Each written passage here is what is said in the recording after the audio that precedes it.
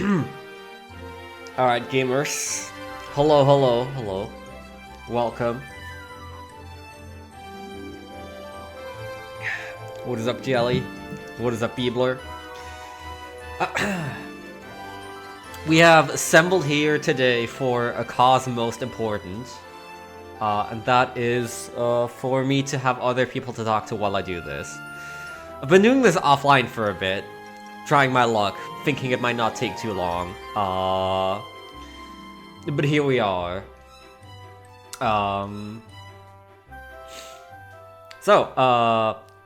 What am I doing here? That is a fantastic question. What are we gonna be doing in this stream? What is the premise of this stream?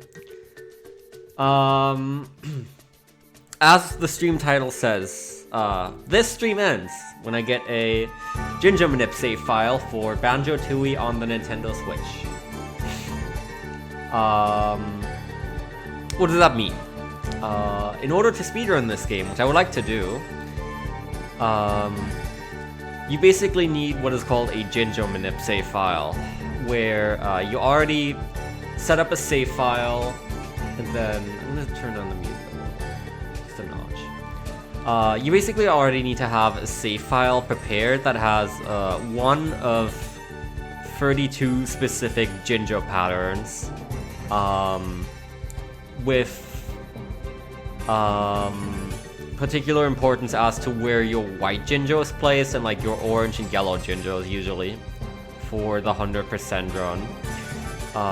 So yeah, there's 32 different Jinjo patterns and you need a very specific one.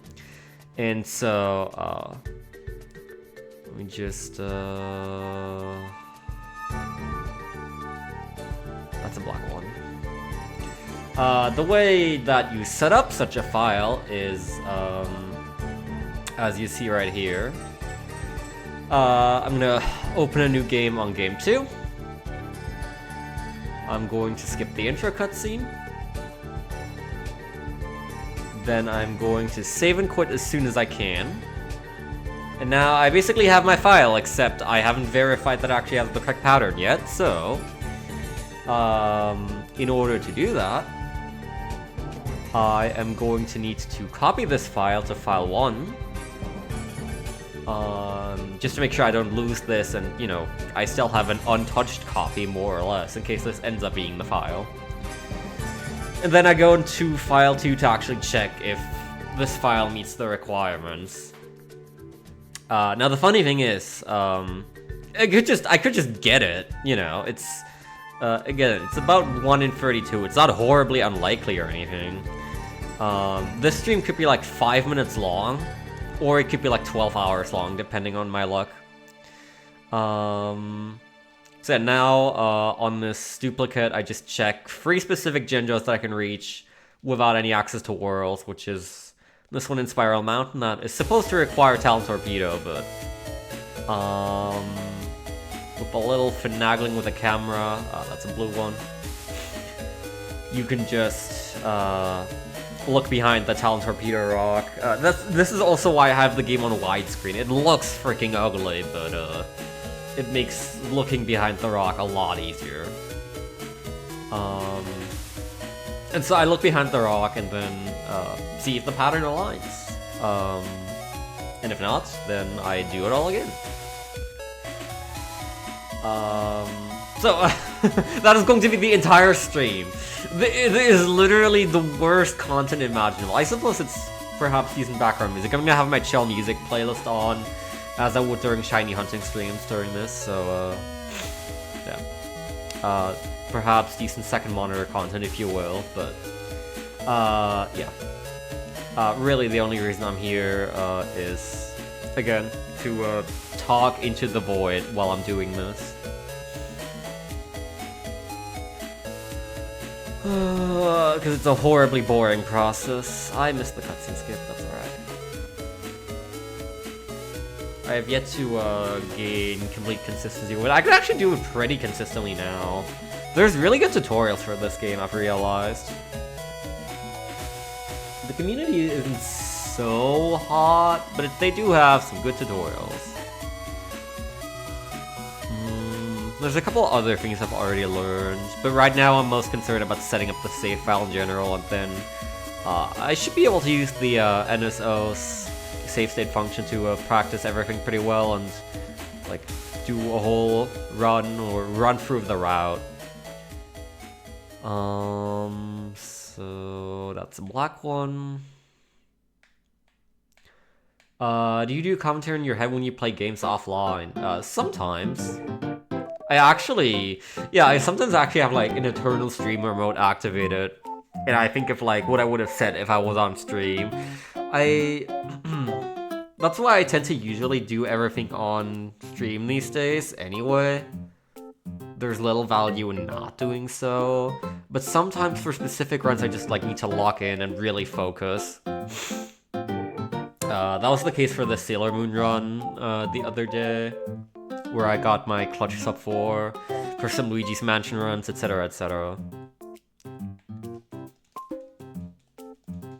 But yeah, the voice in my head is basically always there, and it is growing louder and louder with each passing day. It is always talking nonsense usually.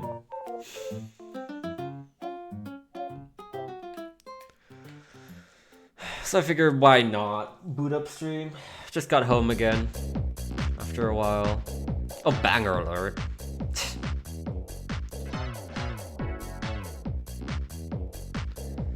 Why not let you join the fun? I think I've already been doing this for like at least an hour or two before I boot up the stream. I don't know how much exactly. I guess I could in theory kind of check by how much time I've spent on Nintendo Switch Online N64, because I just downloaded this earlier today for the express purpose of running this game. And I started working on my own route guide note thing. There's actually, it's going to be very easy to make because there's very good runs to follow along, very good existing notes and a route. But I still, even though what they have is very good, it's not the type of notes that I like to use for my own runs. So I like to put it into a format that I can follow along while doing a run. The hardest thing about this is going to be learning the tricks and glitches with Clockwork Kazooie X and some of the other skits.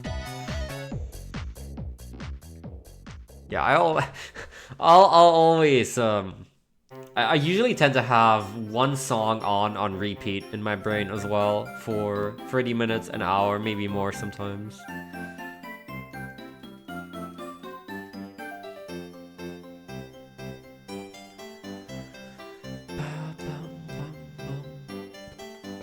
So what am I actually looking for? So why am I resetting when looking at this rock ginger? Until now I've just been like looking at the rock ginger and saying, yep, that's purple, and then reset. I'm specifically looking for the ginger behind the rock to be red.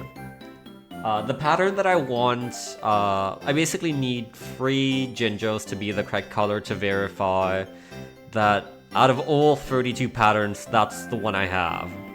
I need the one in the Spiral Mountain Waterfall to be red, the one in Wooded Hollow to be purple, and the one in the Plateaued Bill Drill Boulder to be purple. I can actually access all those with no moves at all, or, you know, no Tooie moves, just BK moves. So that's the quickest way to verify your pattern.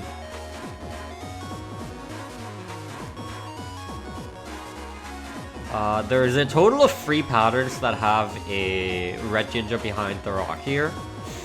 So I've actually I've seen a red ginger behind this rock like 4 or 5 times already, but then it ended up being the wrong pattern still. The patterns are, you know, there's a spreadsheet where each of the patterns is like shown, and they're all numbered accordingly.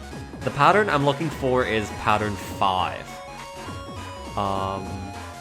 Now what's important about the pattern is not specifically what's behind the waterfall in Spiral Mountain or in Wooded Hollow, etc, etc. It's actually specifically The main thing is that the white Jinjo is the one in the toxic gas cave in Glitter Gulch Mine. Because Glitter Gulch Mine is our first level. Because this game is very, very funny. It has awesome glitches and tricks. Going to bed? Alright. Thank you for tuning in. Have a good night. Ah, damn it. Rest well, my friends. Take care.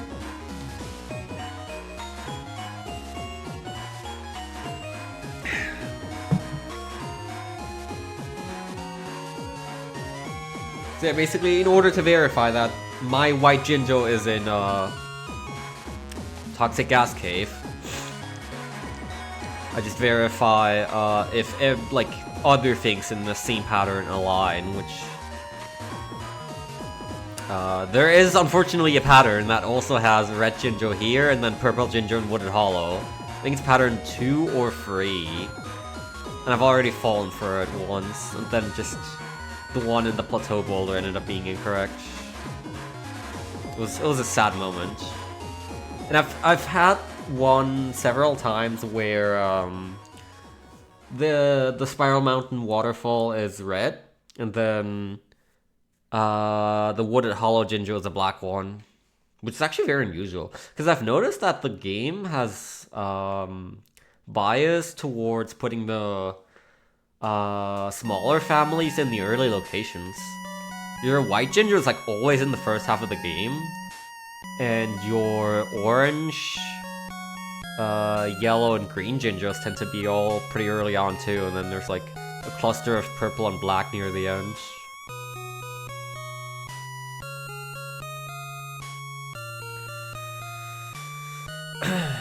So the reason that you always seem to finish with black is not just because it's the largest family. I think it's actually weighted to be in the later locations. Which is why seeing one in Wooded Hollow is pretty strange.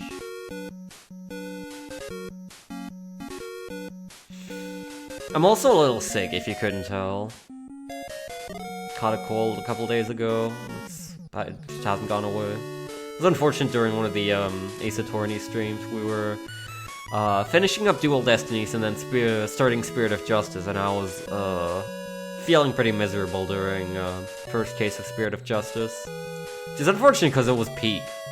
Freaking, I can't wait for more. Spirit of Justice seems incredible.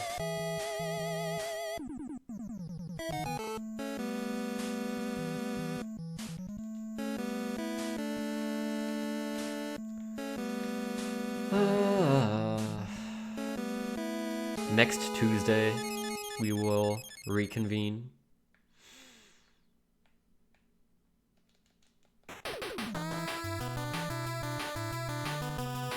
You know, I was kind of hoping that it would be like a 5-minute ordeal. Like, I was kind of hoping that it would be like the situation like, I try it on my own for like 3 hours and I don't get it, and then I turn on the stream. And then I get it within 5 minutes and the stream instantly ends. But no, unfortunately not. It's fine.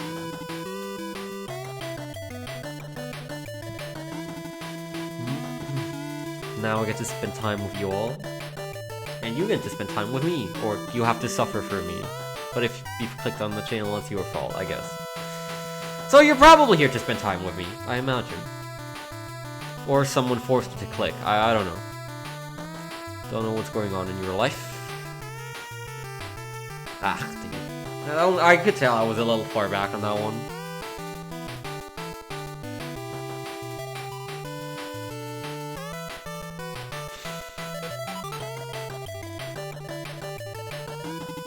Thankfully you can easily reset for this and runs if you happen to miss it.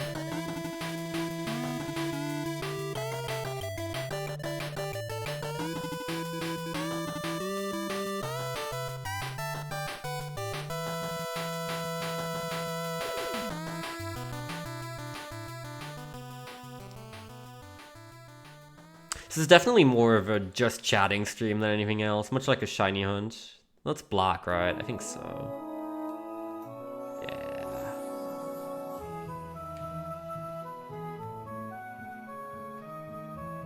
There's also 1 out of 32 patterns that has a green Jinjo there. So it's usually black, purple, or blue.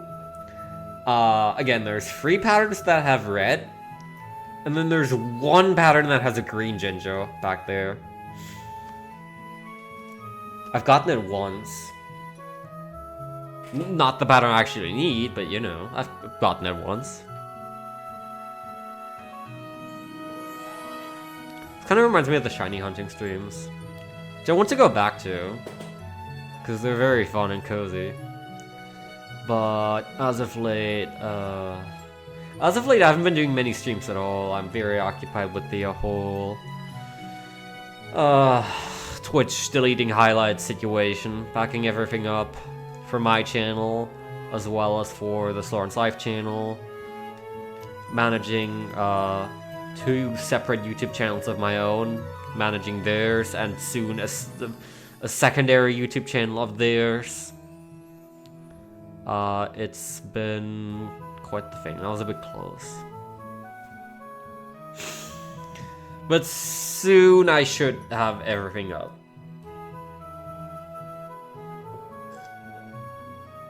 There's like 3 weeks left and there's not actually that much left to explore, so that's nice.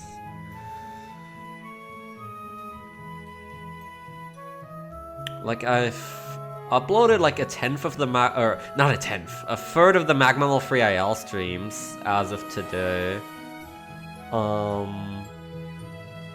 And that's like the main thing that's been bothering me, that's I was like left to do, because that's 30 streams in total. So now that I've done 10, I feel better. Pretty sure that was black, right? Yeah, that's black.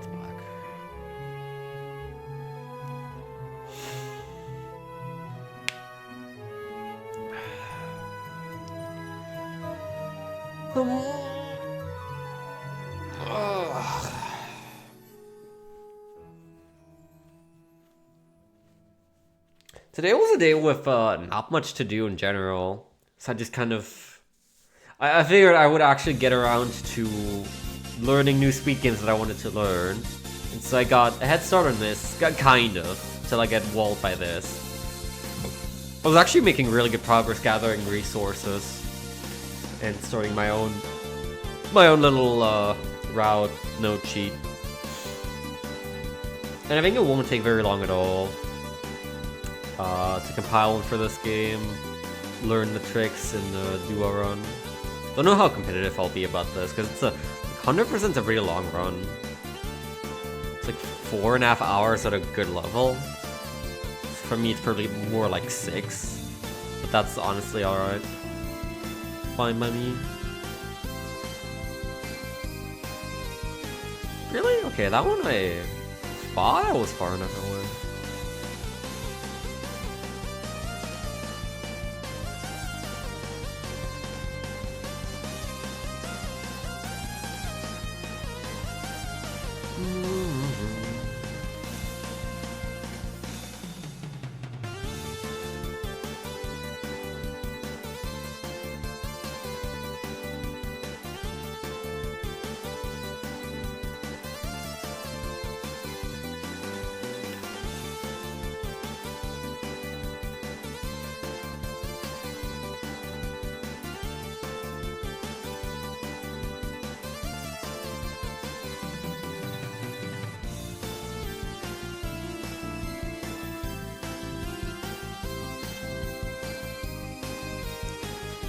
Yup.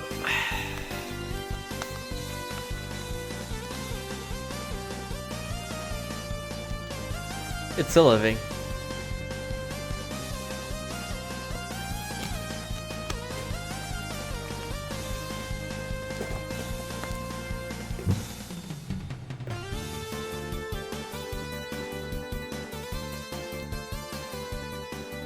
Hum hum hum.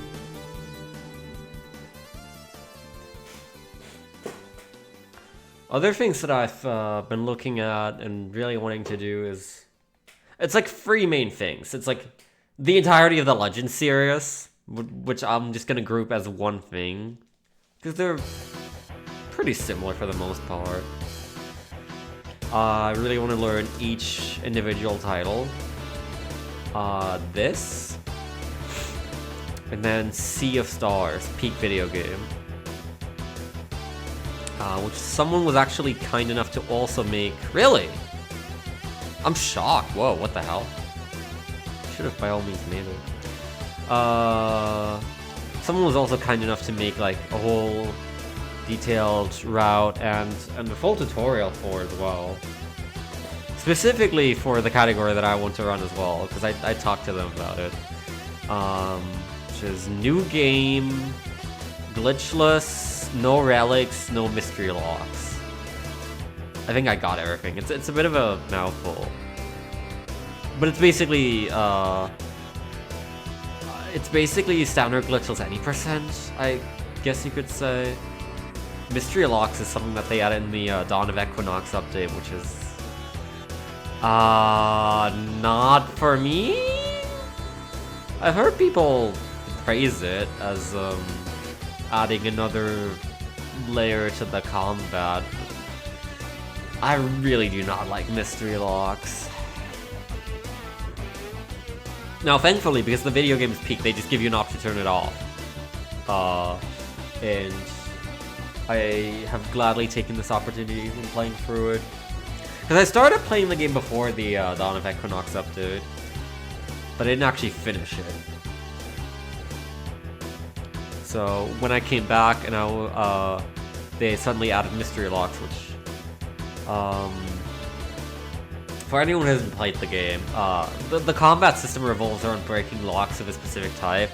There's 6 types of locks in total: blunt, sword, sun, moon, poison, and arcane. And you have to hit a lock with a specific type of attack to break it. And if it's not shown to you what the lock is, then it might as well be a guessing game. There are skills that, like, in addition to dealing damage, help reveal locks, but I don't know. It just still wasn't a very appealing playstyle for me.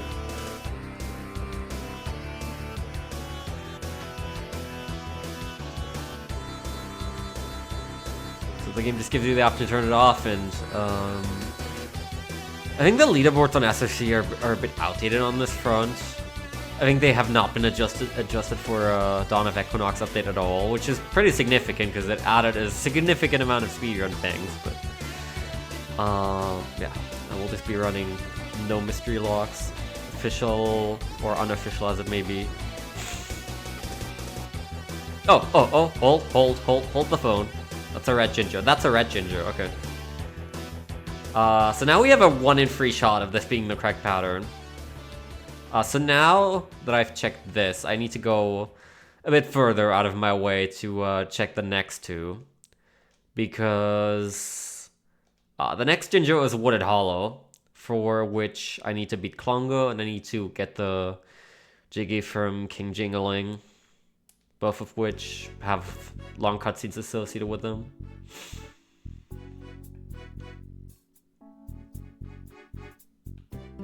You may be saying, hey, I mean, if you were able to break the boss's locks every turn, and I mean, doing so always cancels the attack that they're charging up, then that basically stun locks them. They never get to turn off. But the game was already well enough balanced around that whole aspect before mystery locks came into play. Because in the mid to late game, there are permutations that are physically unable to be broken, so you just break a couple locks so that the attack isn't quite as strong. I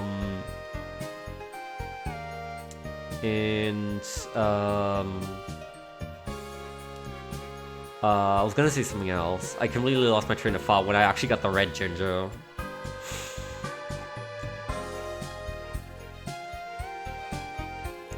I mean, there's a lot of bosses also have like several targetable things at once that you want to be focusing on. There's the I guess this isn't really spoilers, it's just a random boss name. The Triumvirate of Eminence fight, which I thought was really, really cool. We basically, get to pick, you have to, like, gauge what to do, with 3 bosses at once.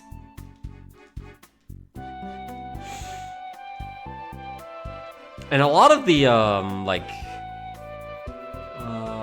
lot of the true ending fights were still very, very difficult. The Queen That Never Was, or what was his name? The Queen That Was, I think. That one's still very, very difficult, even with no mystery locks. Crystalline, and obviously, what's his face? Efferul. The actual true and final boss. Major spoilers, I guess, right there. It's still just boss names, but, oops, that's fine. Play Sea of Stars.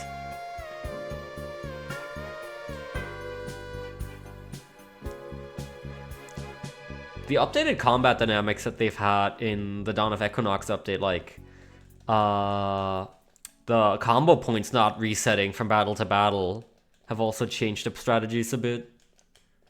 Because you can, like, start, in the early game, I think you can start battles off with a Solstice Strike. And then in the late game, you can have Conflagrate up pretty early. Just, like, uncontested, the most powerful combo move in the game. And you can also work with ultimate moves a bit better. Really, ultimate moves, I always felt, were more for the express purpose of breaking, many of a single type of lock than actually dealing damage. Maybe, like, when you unlock them in the mid-game, they're decent at dealing damage, but they heavily drop off. To the point where I was really just using them to break locks, especially, spoilers!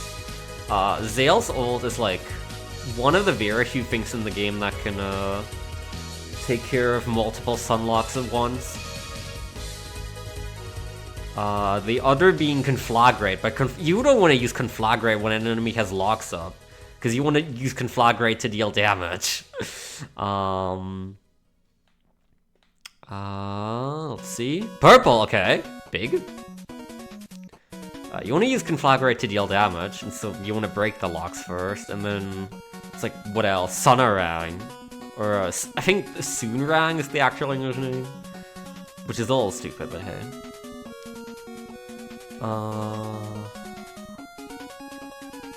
Alright, don't need Grip Grab to get to the plateau. Now we check the last one. If this Jinjo is purple, we're done and the stream ends. I almost feel a little bad. But only almost. I've spent enough time here. Let me just see, how did you do this? I think it was here. Ah, it's a red! Wait, no. Is this... Which pattern is this? Let me take a look.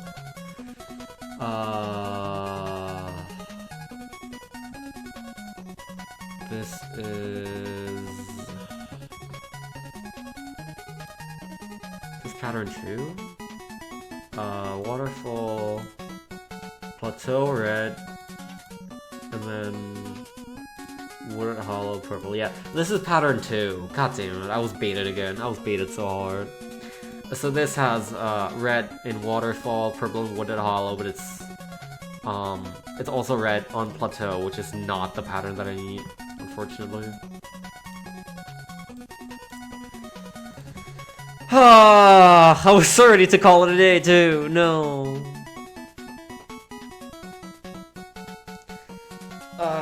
Very well.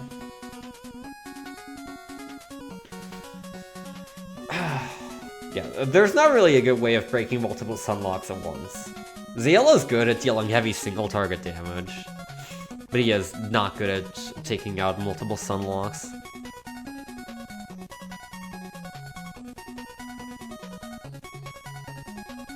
Everything else is kind of not too bad, like, Valier starts with Moonerang, which, you know, just clears an infinite amount of moon locks. Sarai starts with Venom Flurry, which clears an infinite amount of Venom locks, Poison locks, whatever. And then Blunt and Sword are very, very common types, and Arcane? I feel like Arcane's not a very common lock type.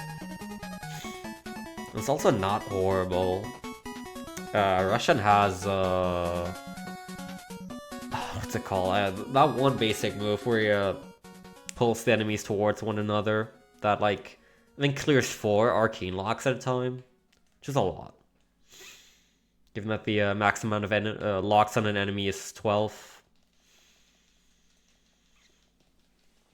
I was kind of hoping they would go, like, completely unhinged and, like, put 25 locks or, like, 50 locks on an enemy and just say, like, you have 3 turns. Good luck. But no. Because they started going with 12 locks pretty early on. In the Romaya fight. But then they never step it up from there, even though the game obviously still is way more difficult.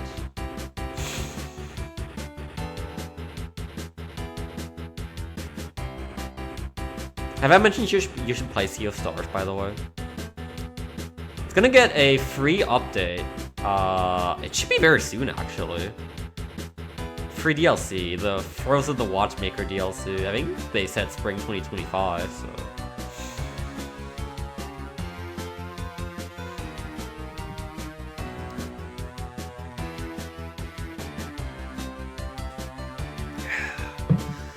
If you like turn-based RPGs, it is the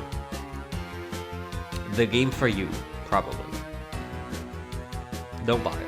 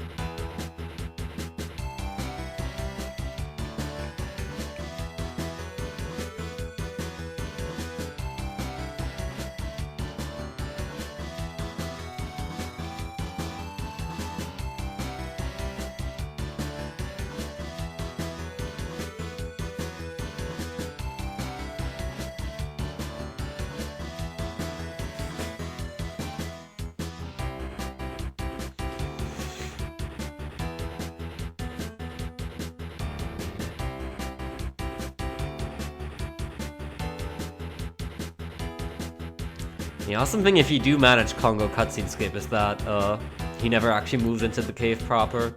So his model is standing around here, except it doesn't actually have any collision because obviously it was never meant to. You should say hi to him. You will obviously still get the fight. Otherwise it would be a way larger skip, as this is just the cutscene of like 20 seconds or so. But it's also right there at the start of the run, so you know.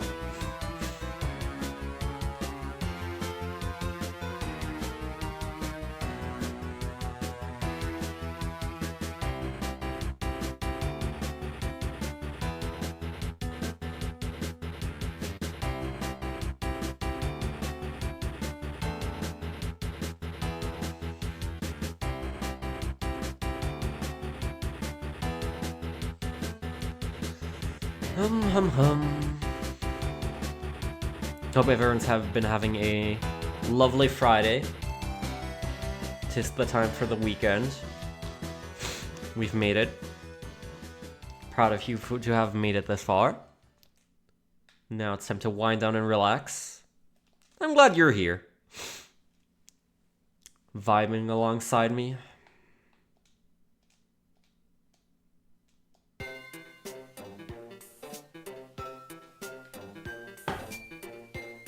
Yeah, didn't have enough momentum to make it onto the ledge. It's fine. I kind of saw that one coming. I wasn't able to move forward a lot because I was already very, very close to the trigger.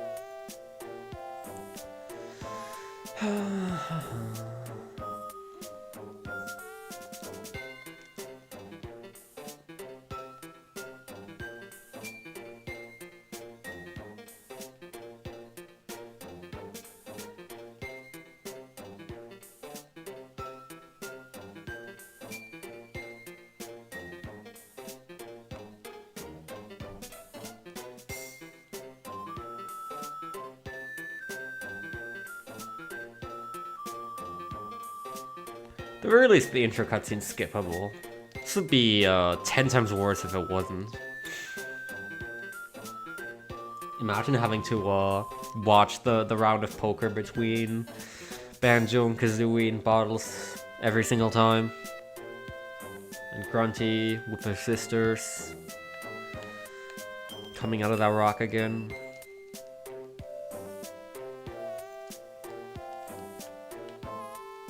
I've been on the total Banjo grind set lately.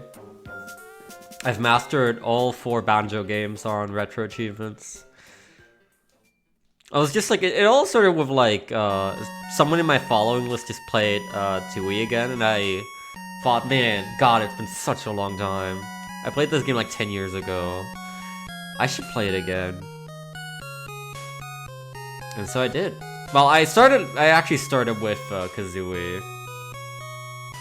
I knew I wanted to do both of them, so I just went in order again. Give myself a refresher on the basics, and it also did make me appreciate a lot of changes Tooie brought. So I did that, and then Tooie, and then I also played Grunty's Revenge for the first time, after coincidentally also seeing it in Games Done Slow. The last Games Done Slow.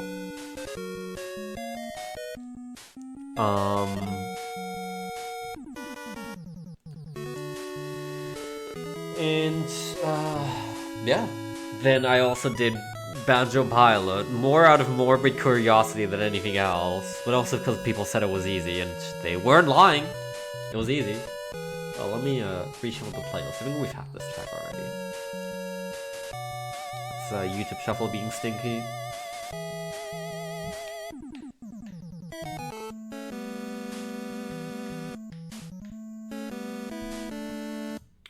Give me 1 second.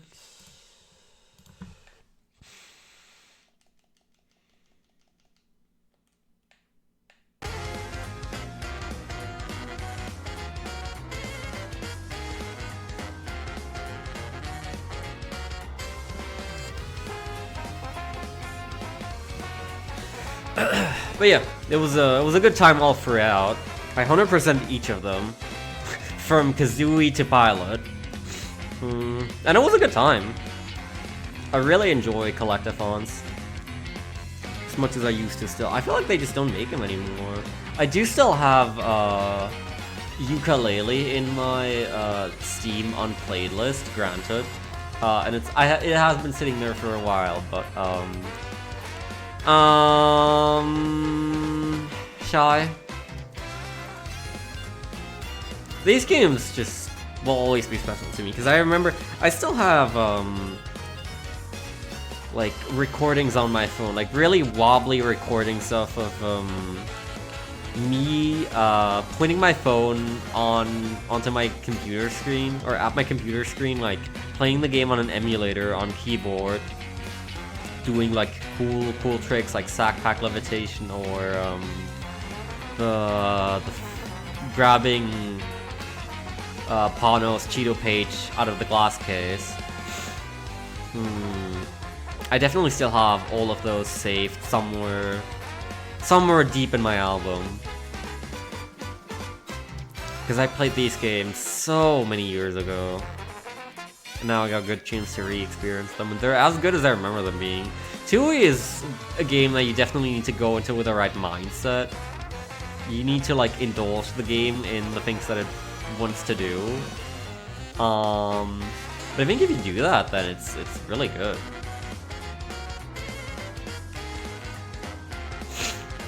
Like with Tooie, you're definitely in for the long haul.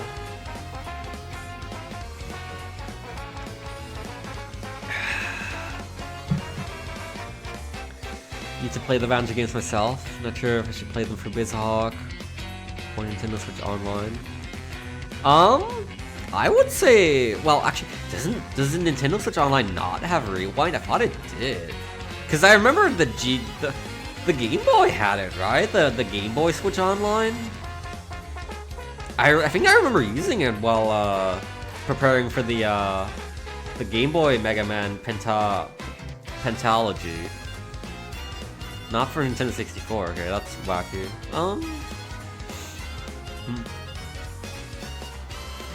Still, I think save states will do just fine for minigames. Just like put a save state when the minigame's right about to start, and then you have super easy and fast retries if you want to.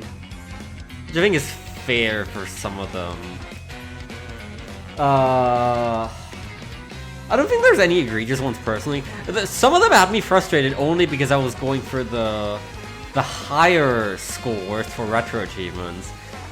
Freaking getting a score of 570 on Saucer of Peril was a nightmarish experience I do not wish to force on anyone and never want to do again.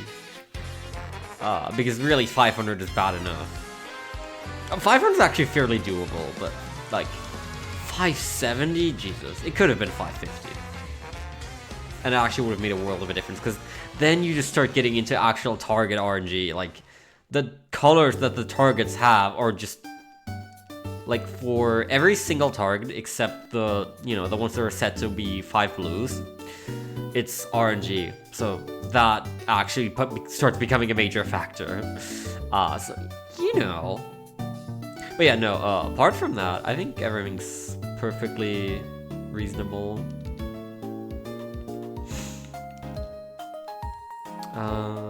What's up, Past? Yep, I guess I can re-explain what Jinjo Manip is, for those who weren't here at the beginning. So, for Banjo speedrun, if you've played this game more than once, you will probably know that the colors of the Jinjos are actually randomized each playthrough. I mean, obviously there's there's always one white Jinjo, there's always 2 orange Jinjos, 3 yellows, 4 greens, and so on and so forth.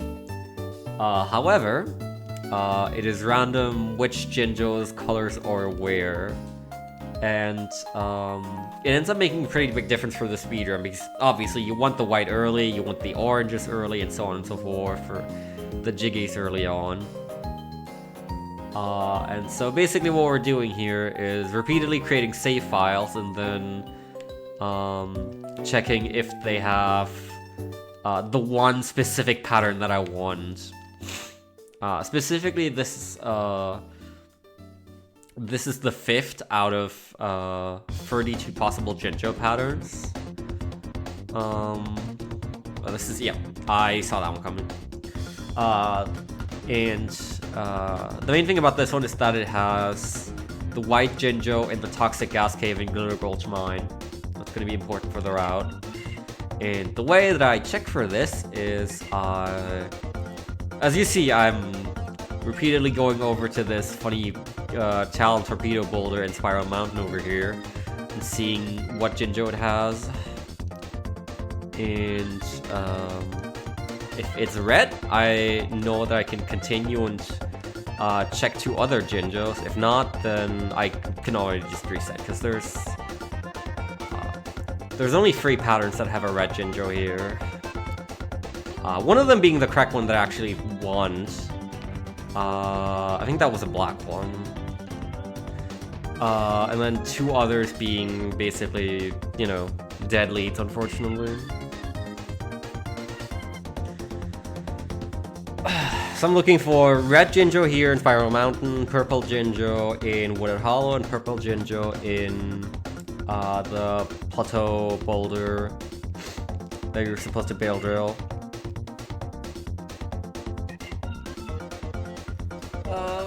It's a 1 in 32 chance. I feel like at this point I should have hit it, because I've already been at this for like 2 or 3 hours prior to even starting the stream, but hey, it's a living. That's fine. We vibe. What's up to your Sir Stormed? Thank you for the good luck.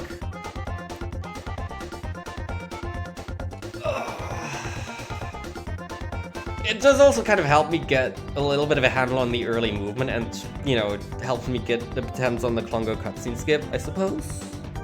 I would still prefer to practice that in isolation, just like having a save state before it, over, you know, doing the save file shenanigans here every time.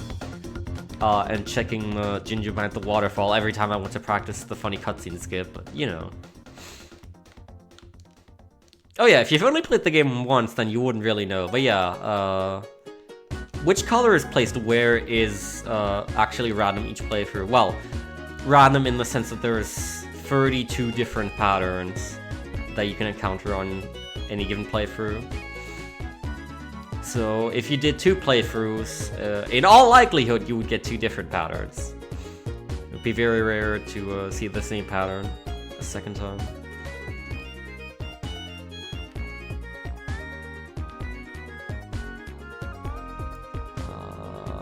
What color is this? That's black.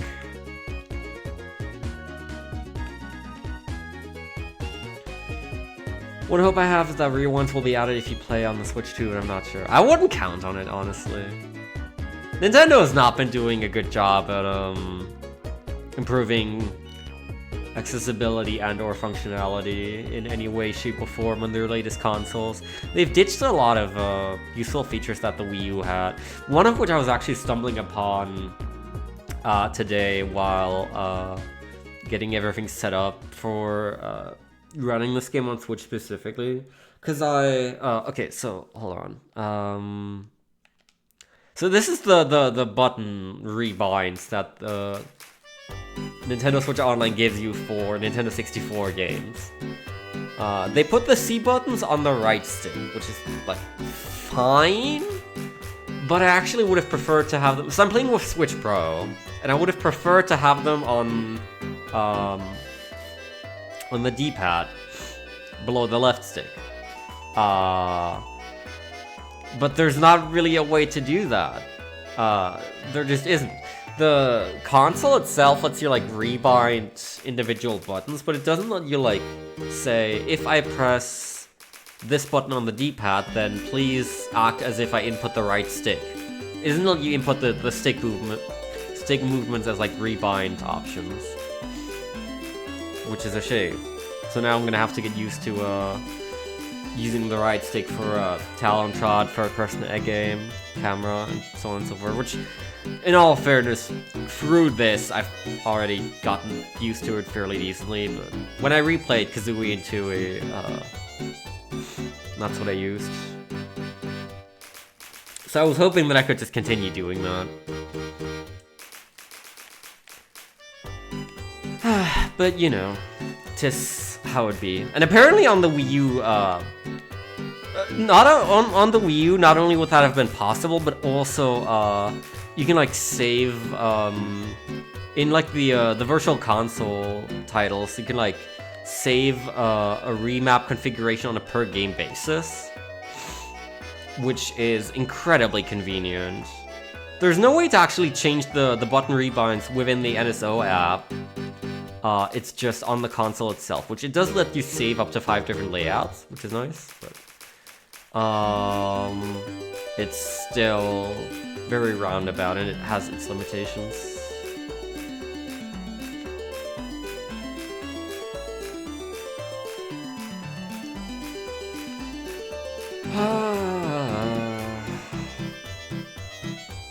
Good, and I can't stress it enough.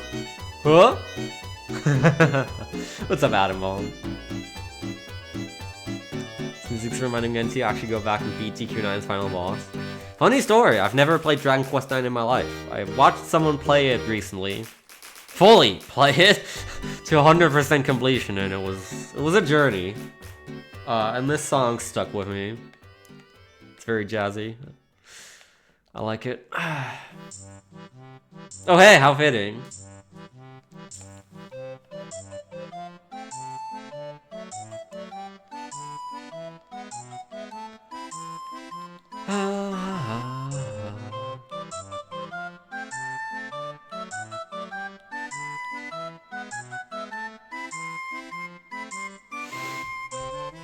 I don't think I've ever played a Dragon Quest game in my life. Part of the mini series I haven't played.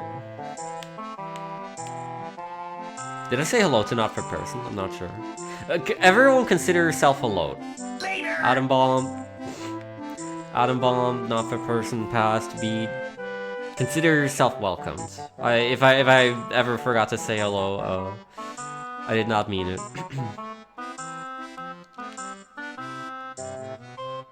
Damn it.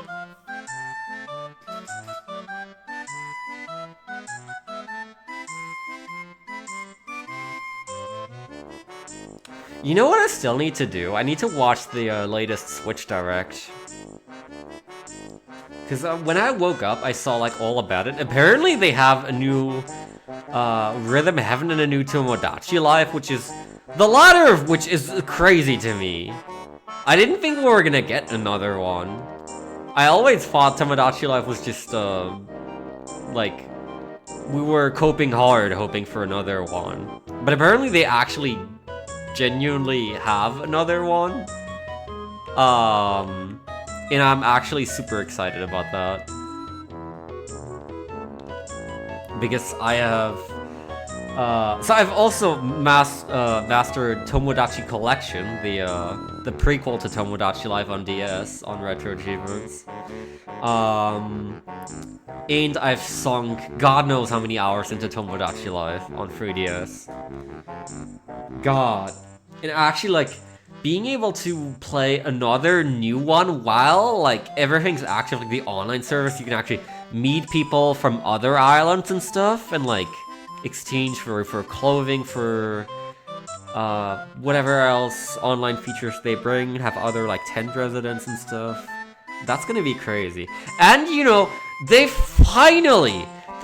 at long last, have the opportunity to add same-sex marriage.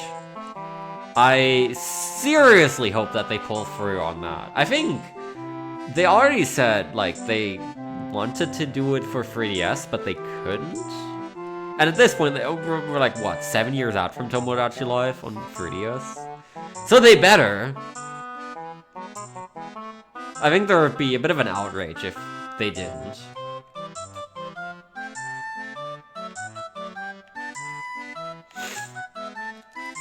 So yeah, I really gotta watch that. I haven't heard much else about that direct, just those two like big headlines. Maybe there was some Legends ZA news, which I'd be interested in. But I don't know. I'm trying to keep unspoiled on Legends ZA anyway. It's shaping up to be pretty peak from the little official things I've heard. I've sunk God knows how many hours into Legends Arceus. Actually, I could tell you, after this reset, I think it's not quite quadruple digits, but it's a lot.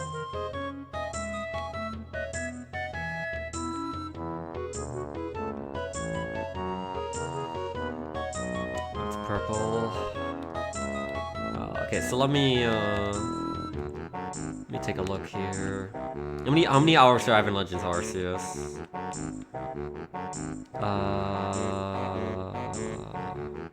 810 hours in Pokemon Sword. Oh, 330, okay. It's less than I thought. Shocking, okay. Very well.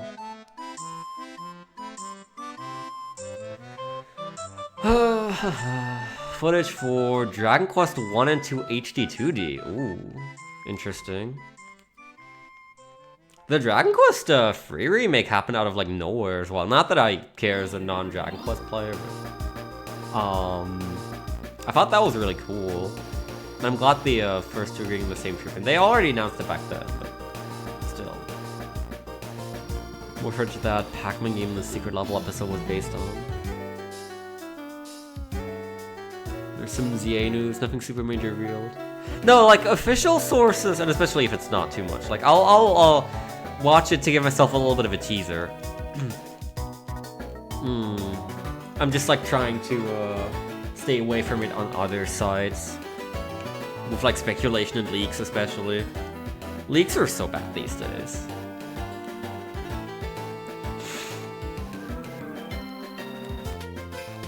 Speedruns of living the dream. Yep.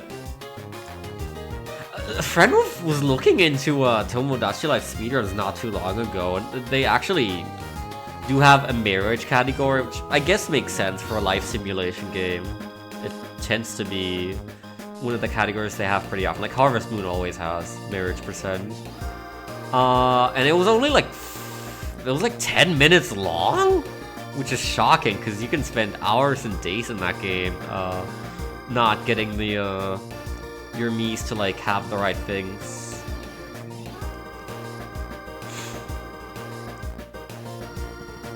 Like from what I know so far, it's basically just luck. What your Miis do and don't feel like doing with, you know, collection and life. But I don't know. You need to be quieter. For some reason, you activated my Amazon Echo. Oh no. Did I buy anything? I hope I bought something.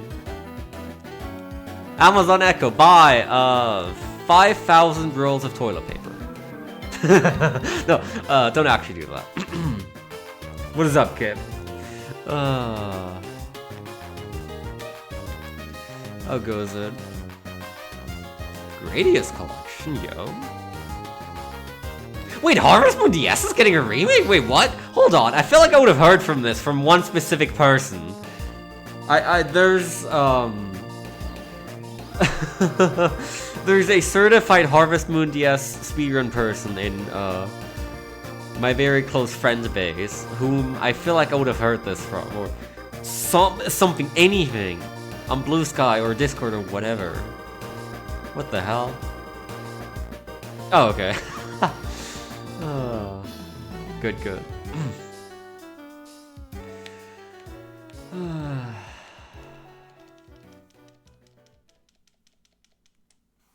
Okay, I need to watch this direct. Apparently there's a lot of bangers. Oh. Well, we've had this song, but also it's a banger, so... I'm gonna prepare the playlist to reshuffle after it's done. More people need to know about this song.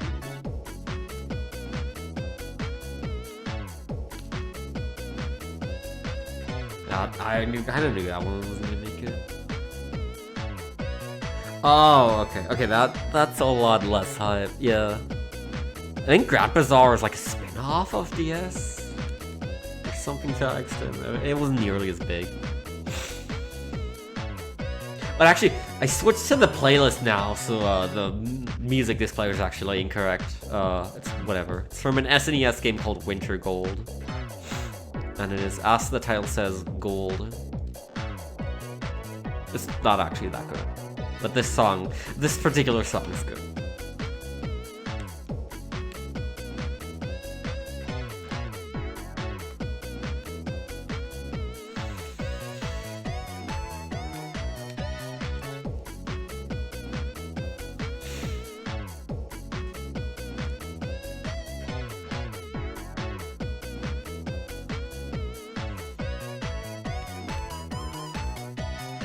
Basically, all I know about Legend CA at this point is Megas are back, and it takes place in Lumio City. I think that's actually basically about everything. Let me just... Oh, I think the starters were revealed at some point, but I still don't actually know them.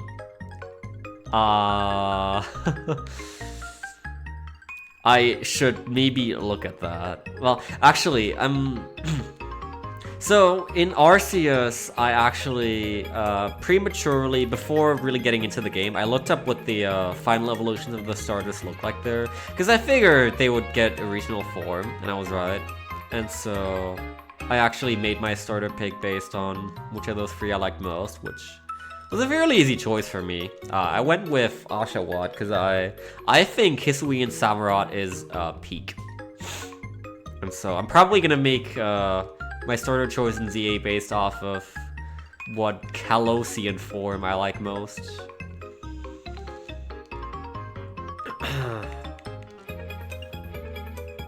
Is that what we call them? I guess that's what we're gonna call them, probably. Oh, it's wait, it's the stream music display isn't... Oh, there we go.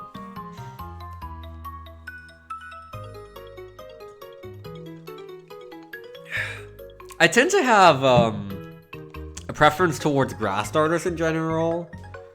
I think, actually, I need to go through it and then see my picks to see if that's really true, but... Asha was like an easy pick for me. I don't think Hisui and Decidueye is that cool. I don't know, I don't like him personally too much. And then, actually, well, Hisui and Typhlosion is also pretty peak, but I think Hisui and Samurott has more of a coolness factor. Let's see, so, wait, God. Okay, so Gen 1, I'm like, bro, all of them are peak. I like them all, and like, well, how many times I've played Gen 1 or a Gen 1 remake at this point, I've like taken every one of them like twice or thrice. So, that's like a wild card. Gen 2, I will usually pick Cyndaquil or Totodile. 3... Definitely... I'm mostly a Mudkip enjoyer, but I have taken Treecko on occasion. I actually really don't like Blaziken. 4, I mean, there exists only one starter in Gen 4, and its name is Wick. For some reason, they just forgot to program others in. I don't know.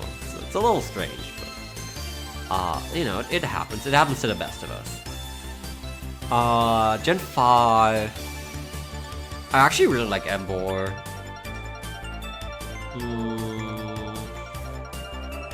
Samurot's fine. Like, normal Unova Samurott. It's just fine, unfortunately. 6... This is a little bit of a contrarian opinion, but I really don't like Greninja. I like Chestnut a lot, probably the most out of that set. And then Delphox is pretty good too. 7... I think 7, I'm probably Primarina Gang. Oh. Tisabot.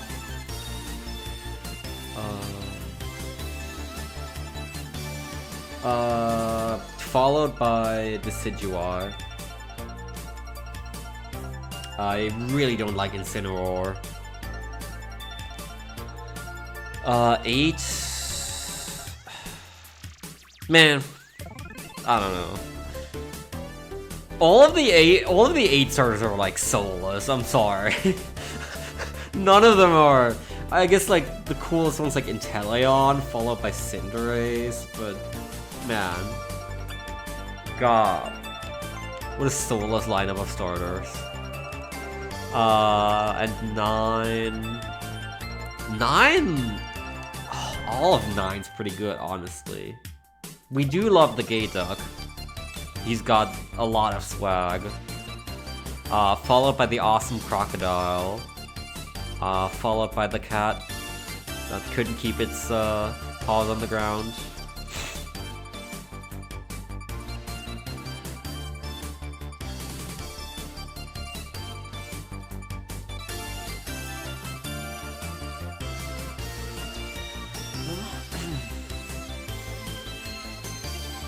I mean, I'm also highly assuming that in ZA, well, I would hope that as part of Legends ZA.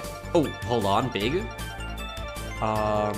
will be able to get the other starters again, probably in the post game, like in Arceus.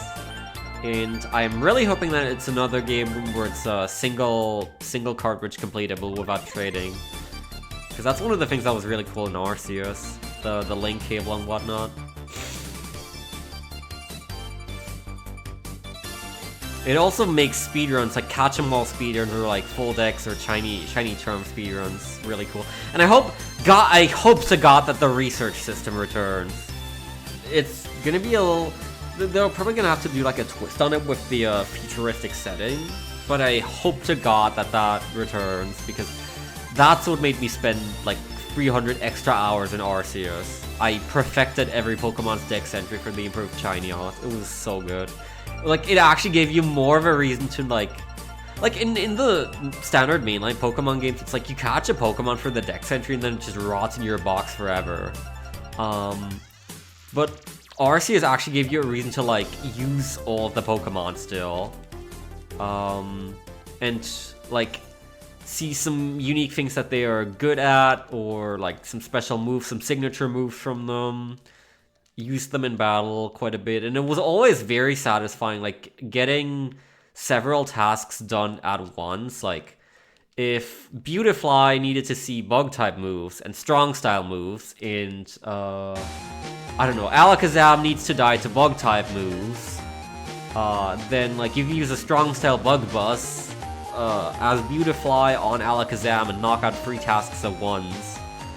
And it just feels so good. It's like the ultimate ADHD game in a way. Like, well, the worst, but, you know, in a way that made it really exciting. Okay, so, for anyone who is not caught up, we have 2 more checks to pass here, for this to be the correct pattern. So the one, the Jinjo behind the Spiral Mountain Waterfall was red, which is good. There's only 3 patterns in which he's red. One of them's the correct one. Now I'm looking for the Wooded Hollow Jinjo to be purple, and the one in the Plateau Boulder to be purple. If all 3 of those come to pass, then the stream ends. If not, we keep going.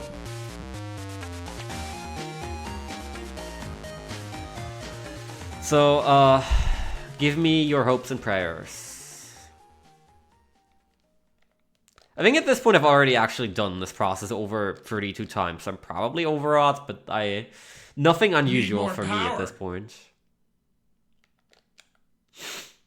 I can't see the channel point redemptions in chat for some reason. They're going off properly, I can see that. But I can't see, like, the redeem message in chat. You really don't have a grasp of the situation, do you?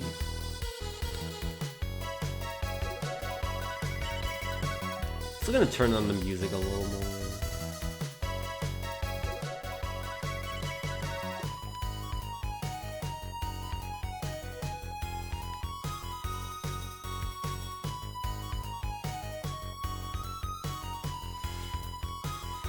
Okay, you're not supposed to be able to do this, by the way. You're supposed to take the path through Bottle's house that King Jingling just happened to so nicely open up for us, but you can do this without grip grab. It's actually not too precise. There you go. They gave you the ability to move while preparing a Beak Bust in this game, and it's like their worst mistake ever, because it allows so many early sequence breaks. It allows you to get the treble clef on the red Jinjo house without grip grab. It allows you to get up there without grip grab. Okay, purple, purple, purple. Not a drill, this is not a drill, he's purple. And it also allows you to do the following, because you're also not supposed to get to the plateau without grip grab. There's like a whole ledge here for you to shimmy along, but...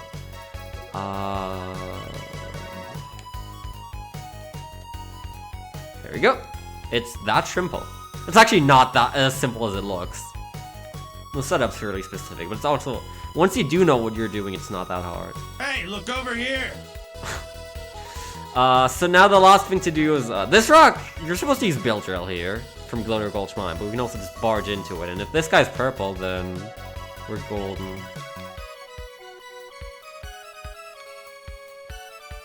We just need to egg barge him. Oh, that's Gold Feathers.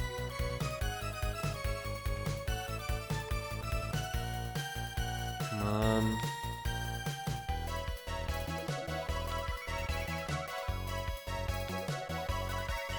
No! What do you mean? Come on. He's red. This is pattern 2 again. Ugh. Right formation! Well, we continue. Master Albert!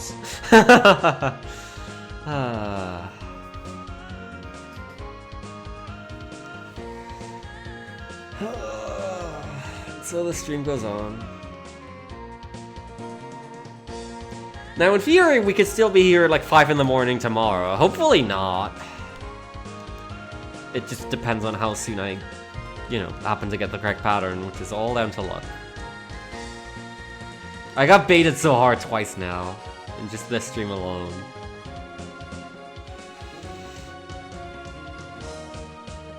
Every time I hear a Battle Network OST, I get flashbacks to the 126 marathon run. That was a while ago at this point. Have you not touched the game since? I think I've touched them here and there for minor stuff. Although my big BN and Star Force era is also over at this point. I hesitate to say it's completely over. I still have a lot of brain rot for this series, but I'm definitely not like as much into the matter as I was.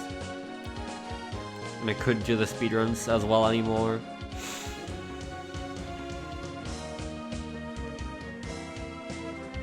I wanted to do a BN Hex Effector as well, and or Star Force Effector, and then I just kind of never did. I kind of wish I'd done it. I mean, I could do it at any time. It's not like any of the runs are too hard. I actually I still have never done BN 3 and 4 any %. I have only done Alpha Omega and Duo Omega, funnily enough. Eventually I want to clean that up alongside Star Force 1 any %, which I've also never done. I've only done Andromeda Infinity. Hold the phone.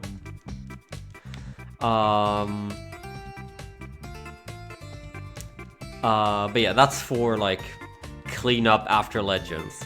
Right now I want to focus on learning each of the Legends games and getting a decent time in each of those while I'm like into that series. That's one of the things I'm going to be working on soon, like alongside this and alongside Sea of Stars speedrunning. I see, fair. Yeah, I respect anyone who can do a Hex Effective BN. Kip did it with Buster Max, but it's still like 16 hours. Like, it's just 6 RPGs back to back. It's a little insane. And I respect Yuki for doing the BNSF non-effector. I aspire to have that energy someday. I still actually have not done a speedrun that exceeds 24 hours. I'm sure one day I will. I've done many above the 12-hour mark, but not actually above the 24-hour mark. Oh god! Okay, so this has been brought up here and there in the Team BN community. Hex Effector 100%. What a freaking ridiculous undertaking. It would be like, okay, so just adding the old records from each game. Let me think. So like BN1's like 3 hours. But that's like fully manipped and everything. That's like Dallas level. BN2, I actually hold the record in 4 stars, like 9.5 hours. So that already places us at 12.5 for 2 games. Alpha Omega records like, let's say about 9 hours. That places us at about 21.5 hours. 4, I hold the record, 18 hours. That places us at 39.5 hours. 5 is like 11 hours, so that's like 50.5 hour. And then 6 is like,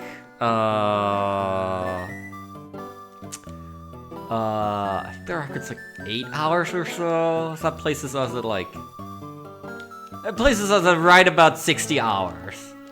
For like, combined sum of world records. No one is going to be able to play that well across 6 different games, across 60 hours. You have to actually... I think I'm still the only person in the world who's actually done every single individual 100% run for the BNSF games. So I think I'd be the most likely one to do it, if anyone, but I am not doing that. Yeah, it took Team BN a week, although there was a lot of very unoptimal things in that marathon, like BN5 100% took them like 22 hours, which we have down to like half now. Duo Omega was a stupid cheaty category with freaking foot bug. They did OSS all chips instead of BN1 all chips where you can actually manip, etc, etc, etc.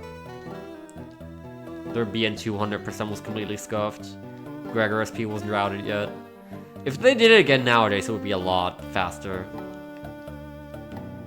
Like, I can see it as like a collaborative, like, week-long event, where several people, like, or like a relay event, I guess, if you can somehow organize it. But any single individual person, good luck.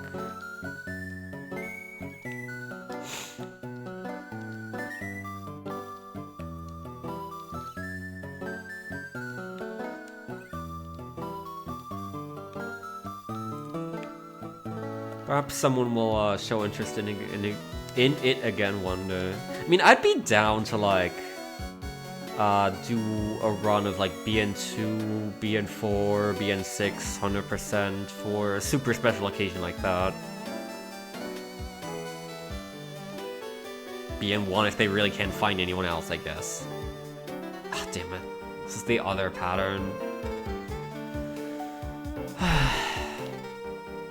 This is the other pattern that has so this is pattern 3, which has red in Spiral Mountain Waterfall, black in Wooded Hollow, and blue in Plateau Boulder. Yeah, if we really got together like a super special event like that again, I'd be down to do one of the categories for sure. But I reckon it's gonna be a while before that happens. Yeah, time zones are. I mean, you can always like. I think during 600%, there was like a run a day and then just like sleep break till the next runner was ready, basically. Like, it wasn't a continuous marathon, more so as like a week-long celebration. Completely adjusted to everyone who wanted to showcase a run.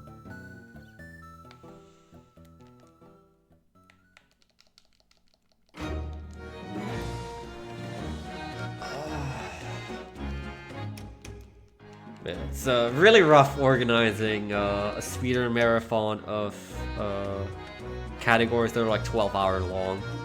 Which, by the way, funnily enough, as we speak, twitch.tv/really longathon is still streaming. I did a run there a week ago-ish or so, and I mean, it's really longathon.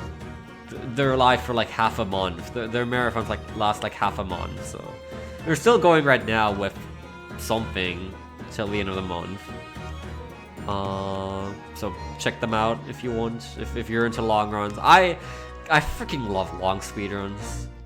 Have I ever said this? They're so damn cozy. I love watching them. That's what what's inspired me to do my own as well. I basically came into BNSS speedruns with the goal of eventually doing all the 100% categories, and then I did. It was like the big goal for the end of last year.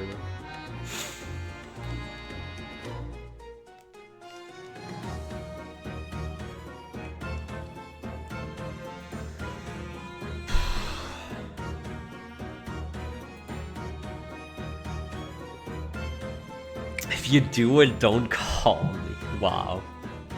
I see how it is. I'm standing here beck and call for your Hexafecta and your future Pokemon Ranger run, and if I have anything to run, then you're not available.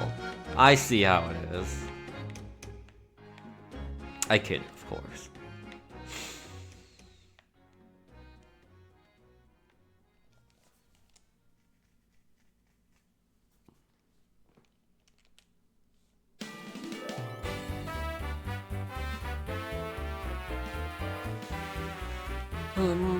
I'm gonna be so real with you. It is actually, for long runs, it is way harder to do commentary than it is to actually do the run itself. Because if you're just doing commentary, you're just like sitting in your chair for like 10 hours, talking about something you see, but you're not actually doing anything. You're just sitting there and talking. That's it. When you're actually playing the video game, you're like involved in the whole thing. You have something to do. You have like a route to pay attention to, things to come up with on the fly maybe. You're actually playing a video game. That's engaging. but just doing commentary for like a really long speedrun is actually really daunting. I definitely learned that I have my limits in that regard during the Hexafecta as well. I was like breaking down towards the end of 6. I was really tired.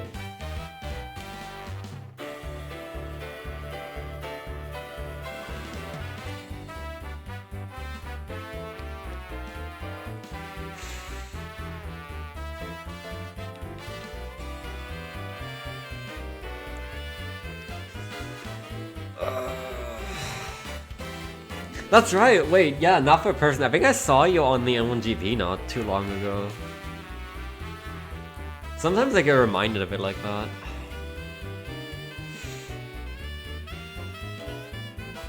I've not been following the N1GP at all. I think maybe at some point I even unfollowed that Twitch channel?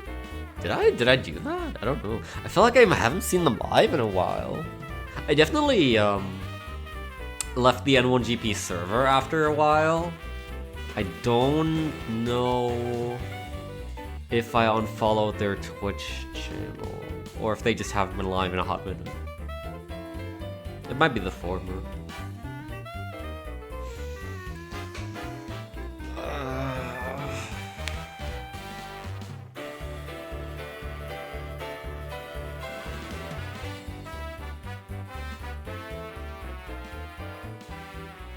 Losers bracket 4, latest Blood Moon.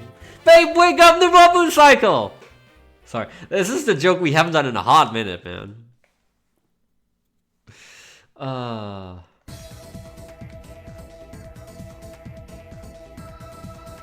Surely I can expect to see you in the winners bracket though, right? You wouldn't fail me. Not against the PvP pros. I feel like I wouldn't last a match in an official full-on N1GP tournament. I think Symes once told me to sign up, but my folders are all just funny, casual, kind of gimmicky. There's like my best PvP folder is like the one in T and V code with like Tomahawk Man and then like all the elemental dragons, which is just like a funny me folder because haha, I really like dragons and Tomahawk Man, you know. There's some funny and good, cool stuff in it, but like against the actual meta, like that folder has like no defense. It has no barriers, no invises, no nothing. Because I think it's a little stupid. Like that's why I held my own tournament back in 2023. Timelink's Tango Top Cut. Anyone remember that? It's up on YouTube if you want to watch.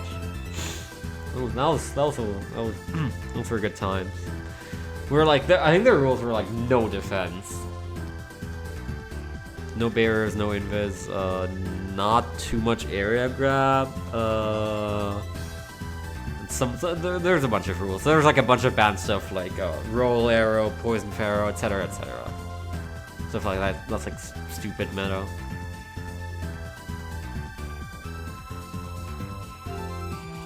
Missed out on Toppy by like 1 or 2 round wins? No. Damn. Oh, there's no wait, hold on. It should be exclamation mark YT, I think. I'm actually kind of surprised that exclamation mark YouTube doesn't link you to the same thing. Oh, this also doesn't link you to the awesome new VOD channel that you should totally follow. Which you can find under this link right here. I need to update the commands. No, I'm sorry. I haven't updated my Nightbot commands in a hot minute ever since the incident, so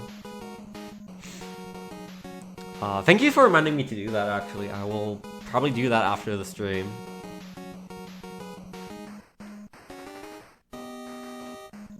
But yeah, follow both of those channels. I have been like non-stop working away over like the past month to get everything on those 2 channels with the removal of highlights as of in about 3 weeks, April 19th. I've been working on maintaining a full archive. I've been putting a lot of effort into I've made a lot of additional thumbnails that I've neglected over the years for various projects that hadn't made it onto YouTube yet. Curating everything to playlists, giving everything social links, descriptions, and so on and so forth. So because a lot of my Twitch highlight stuff was basically my life's work with everything I've organized and curated, so this is basically the continuation of that. Now that Twitch doesn't let you do it anymore, so... yeah. Drop a sub, it's free, unlike on Twitch. And you will make my day. Yeah! Word of warning, if you subscribe right now, then, or if you subscribe to the VOD channel right now, it will completely blast your sub box, because I'm uploading like 5 videos a day. Because there's still so much to move off of Twitch. Just as a word of warning. It'll eventually calm down once the 19th of April comes to pass. But yeah. For now, it's a lot.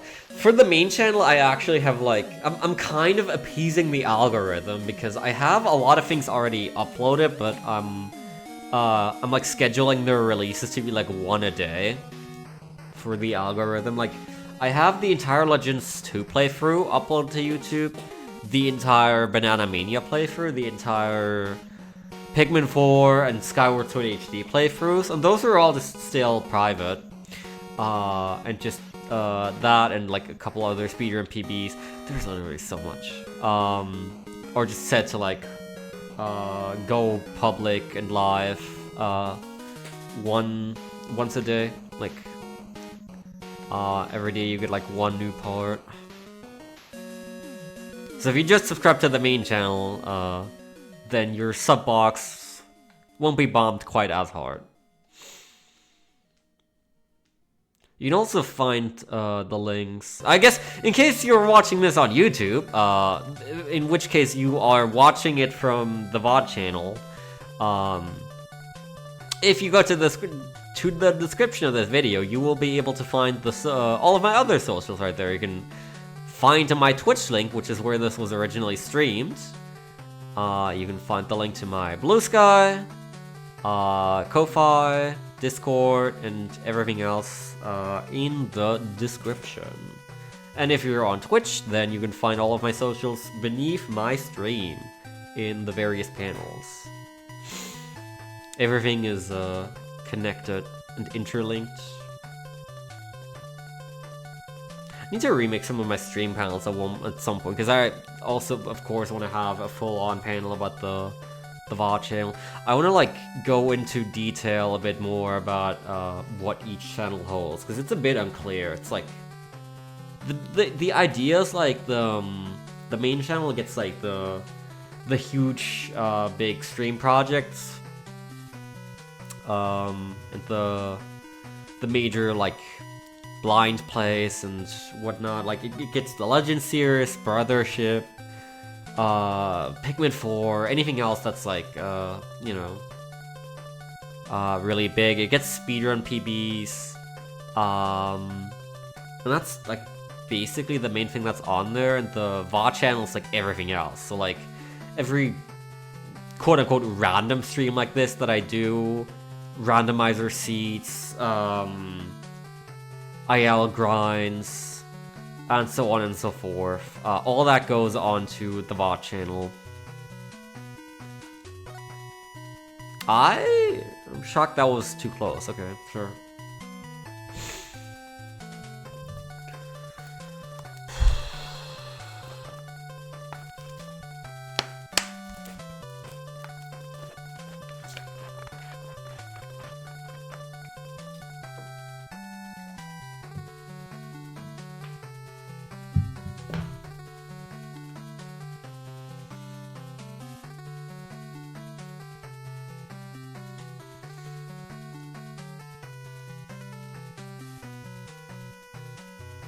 Of course, if you are so inclined, you can also drop me a sub on Twitch, and you will gain 7 awesome custom hand-drawn emotes by Neogan Watch, as well as ad-free viewing for the entirety of the stream. Hello. Not that I ever actually run ads myself, but Twitch automatically runs ads every... I don't know how common it is, but it's every once in a while. And you'll get an awesome, cool Zero Helmet sub badge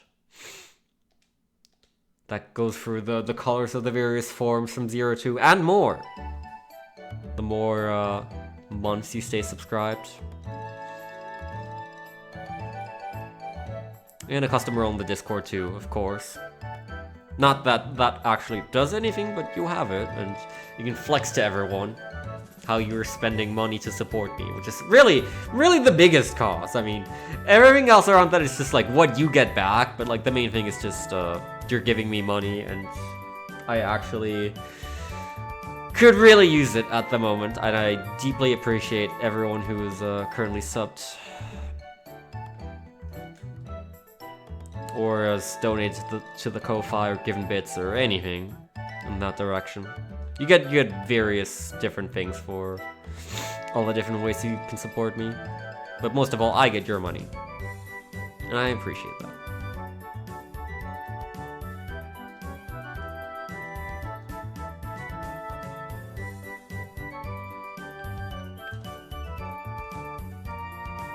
Oh, that was the wrong one.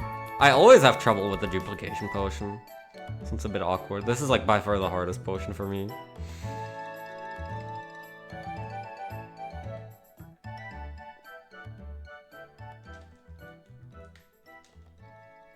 It really is crazy to me sometimes still that, like, you could have done anything at all this evening.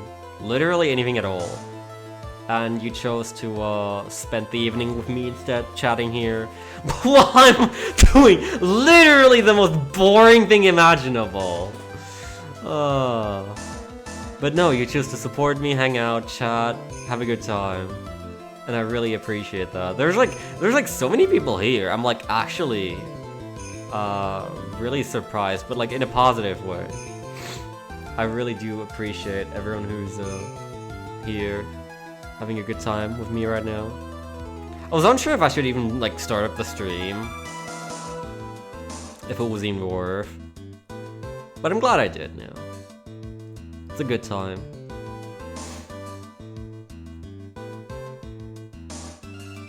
You all are awesome people.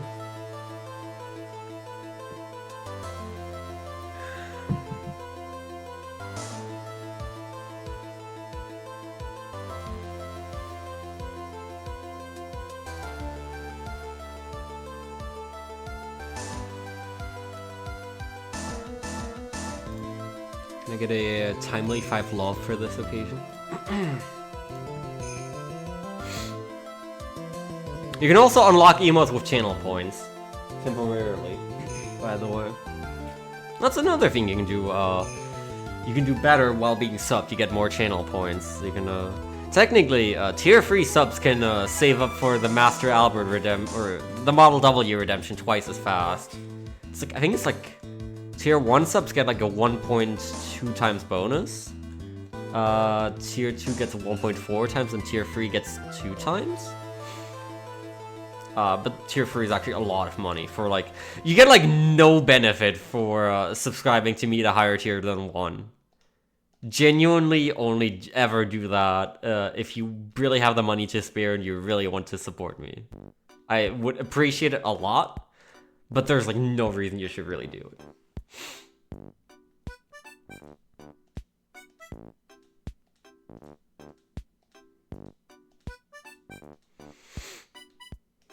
Alright, come on. Show me the perp. The perp? Okay, big, huge. Possibly gigantic. We'll see.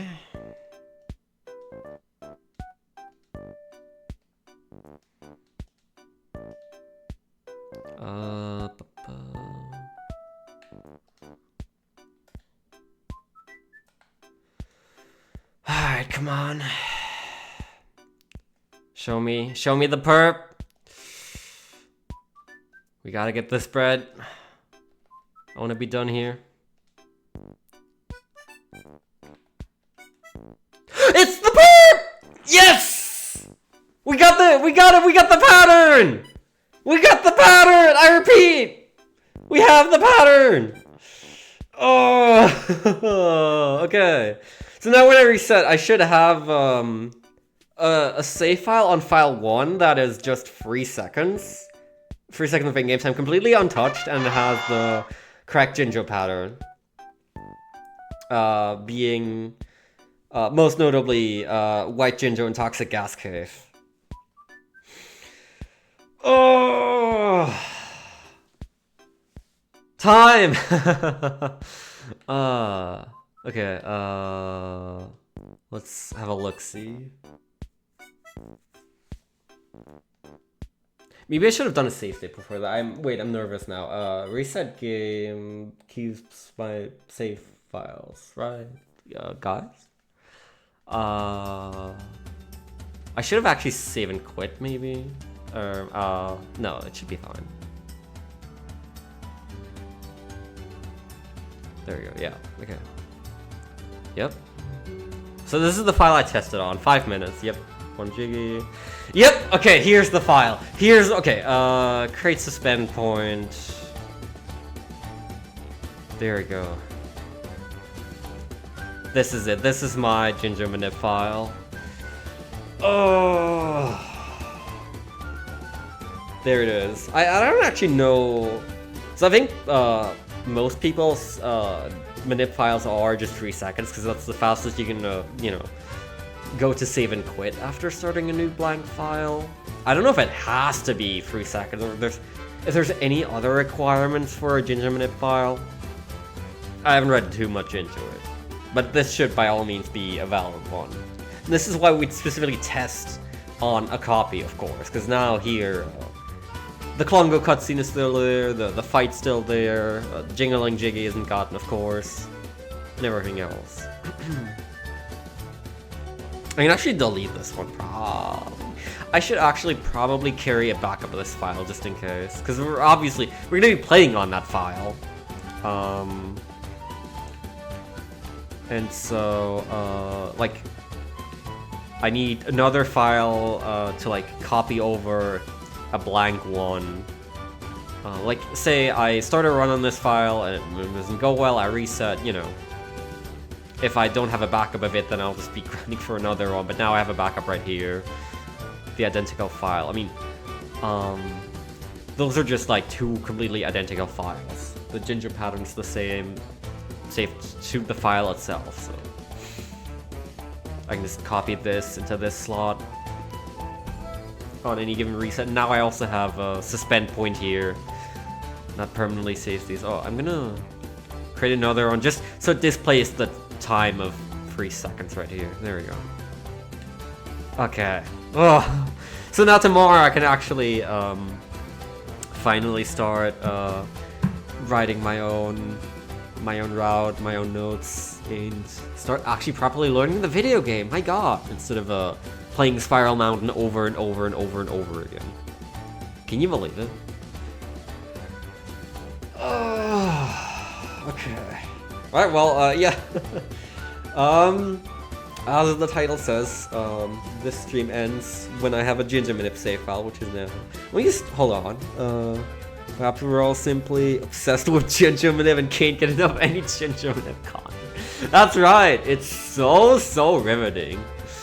Gonna walk the dog. After that, going to bed until wake up early tomorrow. Alright. Have a good night, and we'll see us on Tuesday at the latest. That's right.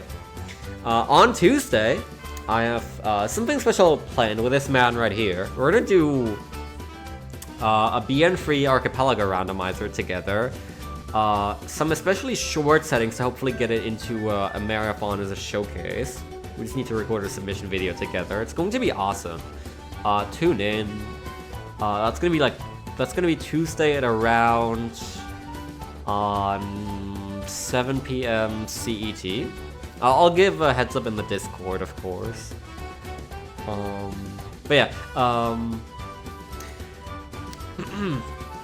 Thank you very much for sticking around.